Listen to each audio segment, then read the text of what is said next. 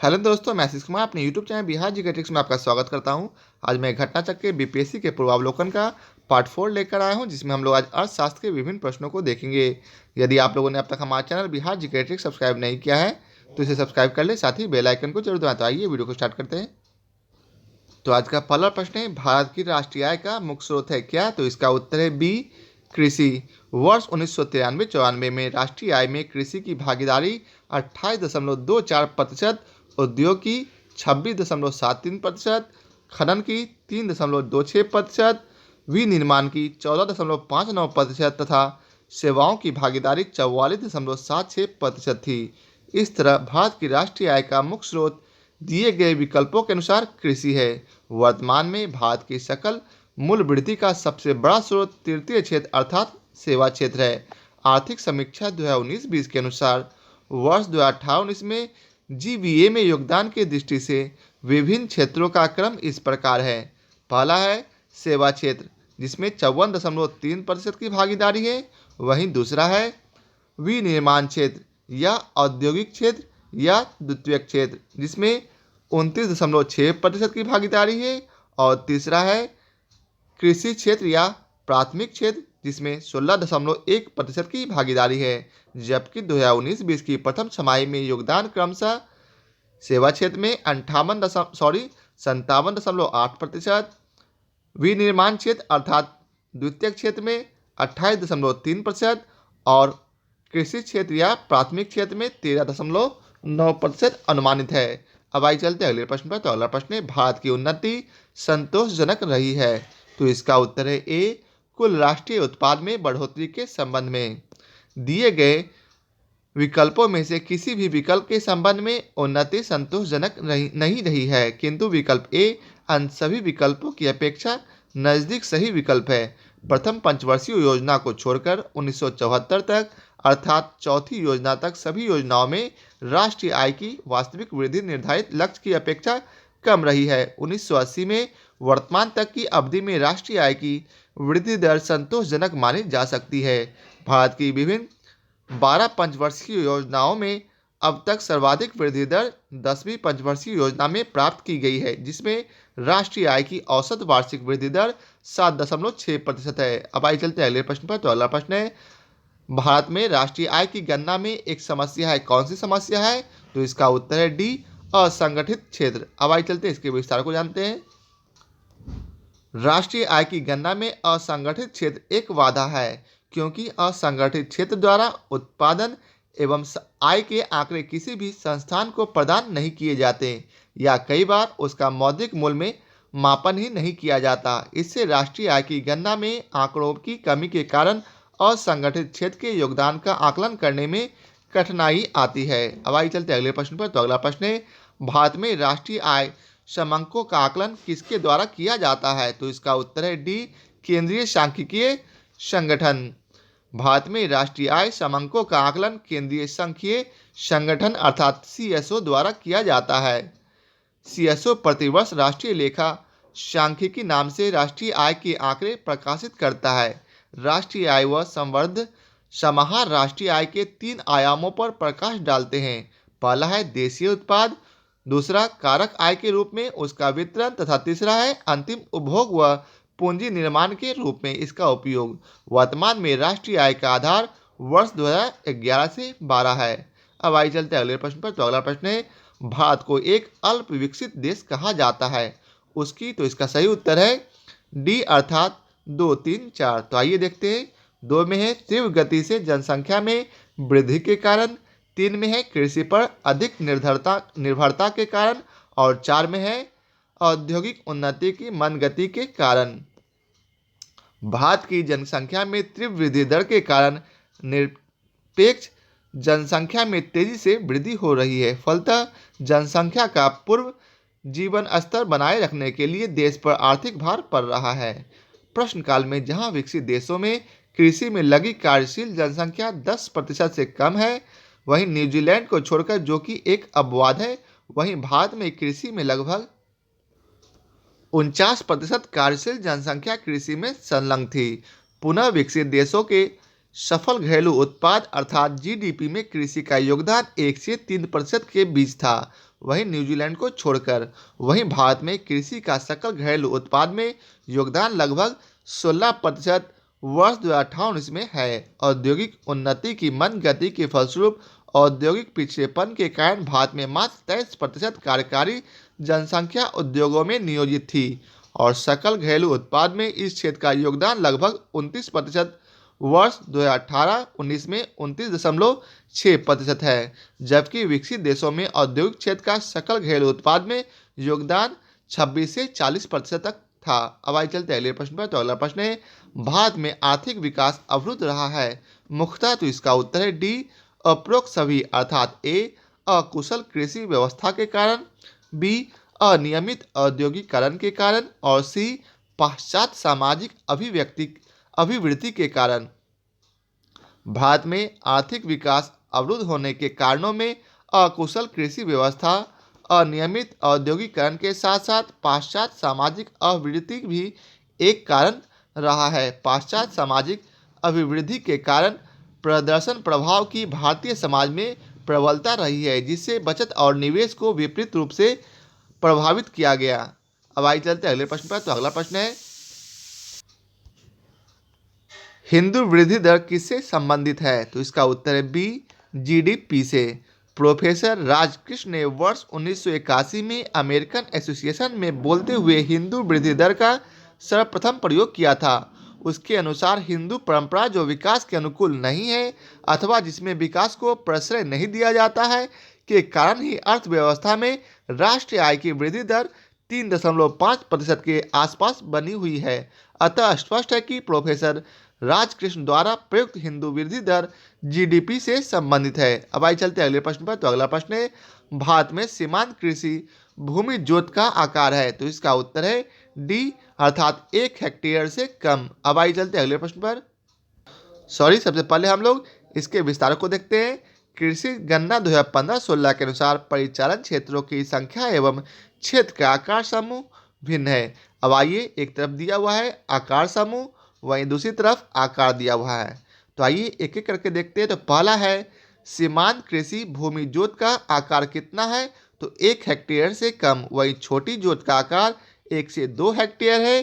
अर्ध मध्यम क्षेत्र जोत का आकार 2 से 4 हेक्टेयर, मध्यम जोत का आकार 4 से 10 हेक्टेयर और बड़ी जोत का आकार 10 हेक्टेयर से अधिक है। अब आइए चलते अगले प्रश्न पर। तो अगला प्रश्न है, बिहार में कृषि भूमि की जोतों का औसतन आकार दूसरे राज्यों की तुलना में है कितना? तो इसका उत्तर है बी, न्यूनतम से दूसरा। बिहार में कुल जोतों की संख्या 16.41 मिलियन है, जिसमें सीमांत जोत है 5.75%, लघु जोत है। राष्ट्रीय औसत पर सीमांत जोत 68.52%। जोतों का औसत आकार बिहार में 0.39 हेक्टेयर है, जो केरल 0.18 हेक्टेयर के बाद न्यूनतम से दूसरे स्थान पर है, जबकि पंजाब में 0.61 हेक्टेयर जोत का आकार देश में सबसे बड़ा है। अब आइए चलते अगले प्रश्न पर। तो अगला प्रश्न है, भारत में न्यूनतम समर्थन मूल्य का निर्धारण कौन करता है? तो इसका उत्तर है ए, अर्थात कृषि लागत एवं मूल्य आयोग। कृषिगत उपजों की कीमतों पर सरकार को सलाह देने के उद्देश्य से वर्ष 1965 में कृषि मूल्य आयोग की स्थापना की गई थी। वर्ष 1995 में कृषि मूल्य आयोग का नाम बदलकर कृषि लागत और मूल्य आयोग कर दिया गया। उसका मुख्यालय नई दिल्ली में है। इस संस्था द्वारा कुल 23 फसलों के मूल्यों की घोषणा की जाती है। अब आइए चलते अगले प्रश्न पर। तो अगला प्रश्न है, भारत में अर्थ शोधन निवारण अधिनियम कब से लागू हुआ? तो इसका उत्तर है डी, अर्थात 2005 से। भारत में अर्थ शोधन निवारण अधिनियम 2002 1 जुलाई 2005 से लागू हुआ। पुनः इसका संशोधन अधिनियम 2009 आया, जो 1 जून 2009 से लागू हुआ। पश्चात यह पुनः संशोधन अधिनियम 2012 के रूप में आया, जो 15 फरवरी 2013 से लागू हुआ। अब आइए चलते अगले प्रश्न पर। अगला प्रश्न है, शब्द संक्षेप ट्रिम्स से क्या बनता है? तो इसका उत्तर है सी, अर्थात व्यापार संबंधित निवेश उपाय। ट्रिम्स अर्थात ट्रेड रिलेटेड इन्वेस्टमेंट मेजर्स, व्यापार संबंधी निवेश उपाय। यह विश्व व्यापार संगठन से संबंधित है। अब आइए चलते अगले प्रश्न पर। भारत सरकार ने अखिल भारतीय थोक कीमत सूचकांक के लिए आधार वर्ष 2004-5 से बदलकर किस वर्ष को बनाया है? तो इसका उत्तर है बी अर्थात 2011 से 12 मई 2017 को उद्योग एवं वाणिज्य मंत्रालय के औद्योगिक नीति एवं संवर्धन विभाग द्वारा अखिल भारतीय थोक मूल्य सूचकांक के आधार वर्ष में संशोधन किया गया।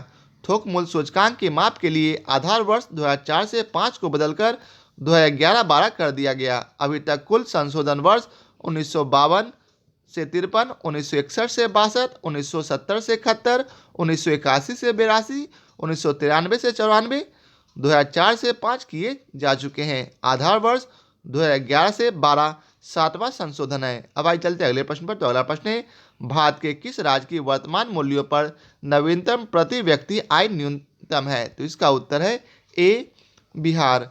आर्थिक समीक्षा 2019-20 के अनुसार वर्ष 2017-18 वर्तमान मूल्यों पर भारतीय राज्यों में न्यूनतम प्रति व्यक्ति आय 38,631 रुपये बिहार की है। अब आइए चलते हैं अगले प्रश्न पर। तो अगला प्रश्न है, बिहार में नवीनतम वार्षिक प्रति व्यक्ति बिजली का उपभोग है? तो इसका उत्तर है ए न्यूनतम। अब आइए चलते हैं इसके विस्तार को पढ़ते हैं। बिहार आर्थिक सर्वेक्षण 2019-20 के अनुसार बिहार में प्रति व्यक्ति बिजली उपभोग वर्ष 2018-19 में 311 किलोवाट प्रति घंटा है। अब आइए चलते हैं अगले प्रश्न पर। तो अगला प्रश्न है, भारत में किस राज्य में कपास का औसतन उत्पादन सर्वाधिक है? तो इसका उत्तर है डी आंध्र प्रदेश। कपास निगम लिमिटेड भारत सरकार के अनुसार भारत में कपास का सर्वाधिक उत्पादन गुजरात करता है, जबकि वर्ष 2018-19 के अंतिम अनुमान के अनुसार विकल्पगत राज्यों में औसतन अर्थात उत्पादकता सर्वाधिक आंध्र प्रदेश 617 किलोग्राम प्रति हेक्टेयर में है। वर्ष 2018-19 में देश में औसत उत्पादन 501 किलोग्राम प्रति हेक्टेयर है, जबकि राज्यों में शीर्ष स्थान राजस्थान 754, तमिलनाडु 729 तथा हरियाणा 690 किलोग्राम प्रति हेक्टेयर है। अब आइए चलते अगले प्रश्न पर। तो अगला प्रश्न है, देश में से कौन सा एक 20वीं शताब्दी के 7वें दशक के अंतिम दौर की हरित क्रांति की प्रकृति का सबसे उचित वर्णन करता है? तो इसका उत्तर है ई। अब आइए चलते हैं इसके विस्तार को देखते हैं। 20वीं शताब्दी के 7वें दशक के अंतिम दौर की हरित क्रांति की प्रकृति का सबसे उचित वर्णन इस प्रकार है। उच्च पैदावार, विविधता बीजों, उर्वरक, सिंचाई हेतु पानी, कृषि मशीनरी, कीटनाशकों का प्रयोग किसानों के कृषि ज्ञान से कृषि क्षेत्र में उल्लेखनीय परिवर्तन लाया, जिसे तकनीकी रूप से हरित क्रांति या हरित क्रांति के रूप में जाना जाता है। यद्यपि बिहार लोक सेवा आयोग ने इस प्रश्न का सही उत्तर विकल्प डी माना है, जबकि उच्च उत्पादक कृषि कार्यक्रम हरित क्रांति का प्रमुख घटक है। अतः इस प्रश्न का सही उत्तर ई अर्थात सी और डी दोनों सही होना चाहिए। अब अगला प्रश्न है, बिहार में प्रति 1 लाख जनसंख्या पर सड़क की लंबाई कितनी है? तो इसका उत्तर है ए न्यूनतम। अब आइए चलते हैं अगले प्रश्न पर। इसके विस्तार को देखते हैं। बिहार आर्थिक समीक्षा 2019-20 के अनुसार वर्ष 2017 में राष्ट्रीय औसत पर प्रति 1 लाख लोगों पर लगभग 386 किलोमीटर सड़क है। वहीं बिहार में यह 181 किलोमीटर प्रति लाख व्यक्ति है, जो राष्ट्रीय औसत से कम है तथा राज्यों में न्यूनतम स्थान पर है। अब आइए चलते हैं अगले प्रश्न पर। तो अगला प्रश्न है, निम्नलिखित में से कौन सा उपागम प्रोफेसर अमर्त्य सेन से संबंधित है? तो इसका उत्तर है बी सक्षमता उपागम। सक्षमता उपागम का विकास 1980 के दशक में कल्याणकारी अर्थशास्त्र के वैकल्पिक दृष्टिकोण के रूप में हुआ। सक्षमता उपागम का मुख्य ध्येय व्यक्ति के स्वतंत्रता, कल्याण की बहुआयामी प्रकृति का विकास करना एवं व्यक्तिगत विषमता को दूर करना होता है। प्रोफेसर अमर्त्य सेन इस दृष्टिकोण के प्रमुख अर्थशास्त्री हैं, जिन्होंने कल्याणकारी अर्थशास्त्र हेतु वर्ष 1998 में अर्थशास्त्र का नोबेल पुरस्कार प्रदान किया गया। अब आइए चलते अगले प्रश्न पर। तो अगला प्रश्न है, यह सत्य होगा कि भारत को परिभाषित किया जाए? तो इसका उत्तर है बी एक श्रम आधिक्य वाली अर्थव्यवस्था के रूप में।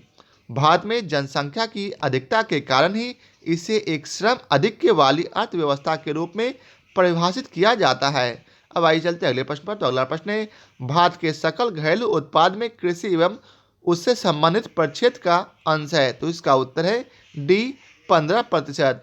प्रश्नकाल के दौरान वर्ष 2008-9 में देश के सकल घरेलू उत्पाद में कृषि एवं उससे संबंधित क्षेत्र का अंश लगभग 15% था। आर्थिक समीक्षा 2019-20 के अनुसार वर्तमान में सकल मूल्य वृद्धि में कृषि की भागीदारी वर्ष 2018-19 में लगभग 16.1% है, जबकि विश्व बैंक के आंकड़े के अनुसार भारत में वर्ष 2019 में कृषि में श्रम शक्ति का नियोजन लगभग 42% है। अब अगला प्रश्न है, निम्नलिखित में से कौन सा एक राष्ट्रीय खाद्य सुरक्षा मिशन के में शामिल नहीं है? तो इसका उत्तर है ए तिलहन। राष्ट्रीय खाद्य सुरक्षा मिशन एक केंद्र प्रायोजित योजना है जिसमें वर्ष 2011-12 तक गेहूं, चावल और दलहन का क्रमशः 10, 8, 2 मिलियन टन अतिरिक्त उत्पादन प्राप्त करने का लक्ष्य के साथ प्रारंभ किया गया था। वर्तमान स्थिति आच्छादित फसलें चावल, गेहूं, दलहन, मोटे अनाज व वाणिज्यिक फसलें हैं। 12वीं योजना के अंत तक 10 मिलियन टन चावल, 8 मिलियन टन गेहूं, 4 मिलियन टन दलहन और 3 मिलियन टन मोटे अनाज समेत कुल 25 मिलियन टन अतिरिक्त खाद्यान्न उत्पादन का लक्ष्य है। अब आइए चलते हैं अगले प्रश्न पर। तो अगला प्रश्न है, किस वर्ष कृषि और संवर्ध क्षेत्र की वार्षिक औसत वृद्धि दर नकारात्मक हो गई थी? तो इसका उत्तर है ए अर्थात 2002 से 3। दिए गए विकल्पों में वर्ष 2002 से 3 के दौरान कृषि और संबद्ध क्षेत्रों की वार्षिक औसत वृद्धि दर नकारात्मक रही। आर्थिक समीक्षा 2019-20 के अनुसार वर्ष 2002-3 के बाद किसी भी वर्ष में ऋणात्मक वृद्धि दर्ज नहीं की गई। अब आइए चलते अगले प्रश्न पर। तो अगला प्रश्न है, निम्नलिखित कथनों पर विचार कीजिए। पहला दिया हुआ है, वर्षा बीमा भारतीय कृषि बीमा कंपनी लिमिटेड द्वारा किया जाता है। वहीं दूसरा है, यह योजना वर्ष 2007 के दौरान दक्षिण पश्चिम मानसून अवधि में शुरू की गई थी। तो इसका उत्तर है ए अर्थात केवल एक। अब आइए चलते इसके विस्तार को देखते हैं।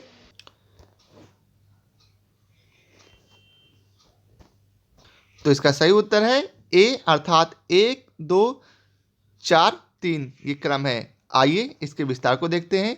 प्रश्नकाल में केंद्र सरकार की कर आय के दो सबसे बड़े स्रोत केंद्रीय निगम कर एवं आयकर थे। यही दो कर आगम के संयुक्त रूप से दो सबसे बड़े स्रोत थे।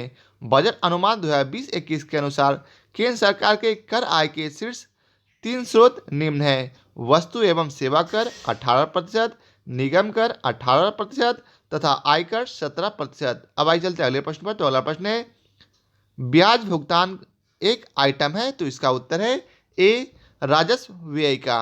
ब्याज राजस्व है, अतः उसकी प्राप्ति या व्यय राजस्व आय या व्यय में शामिल किया जाता है। ब्याज घाटे को राजस्व व्यय घटाकर तथा राजस्व प्राप्ति को बढ़ाकर कम किया जा सकता है। अब आइए चलते अगले प्रश्न पर। तो अगला प्रश्न है, राजकोषीय घाटा है। तो इसका उत्तर है डी अर्थात बजटीय घाटे का योग और सरकार का बाजार ऋण तथा दायित्व।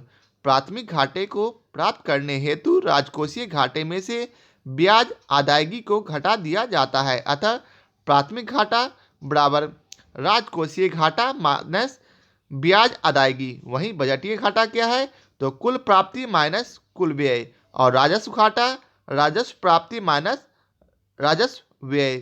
राजकोषीय घाटा क्या है? तो बजटीय घाटा अर्थात कुल प्राप्ति माइनस कुल व्यय प्लस सरकार का ऋण एवं अन्य देयताएं। या फिर राजकोषीय घाटा बराबर राजस्व प्राप्ति प्लस ऋण से प्राप्तियां प्लस अन्य प्राप्ति माइनस कुल व्यय। अब आइए चलते अगले प्रश्न पर। तो अगला प्रश्न है, प्रभावी राजस्व घाटा किस केंद्रीय बजट में पेश किया गया? तो इसका सही उत्तर है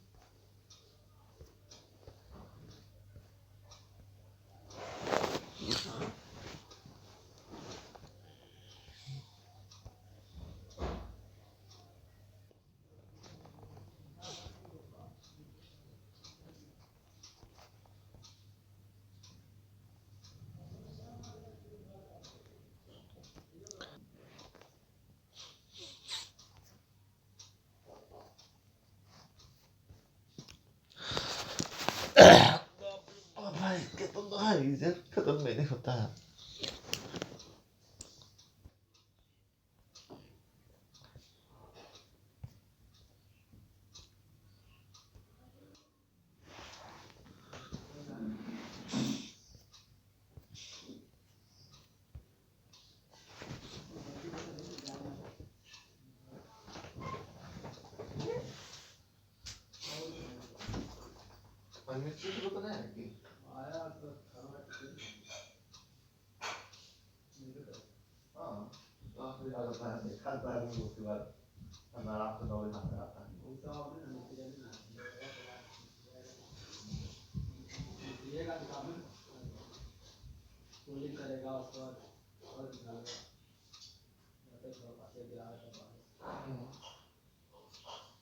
गिरा रहेगा तो वो क्या है कि भाई उसका वो नहीं रहेगा जिम्मेदारी। गिरा रहेगा तो अपना कहेगा कि सामान लिखा ये है का अभी तो उसका काम नहीं उतना मालूम है एक पिलर ढाल रही है।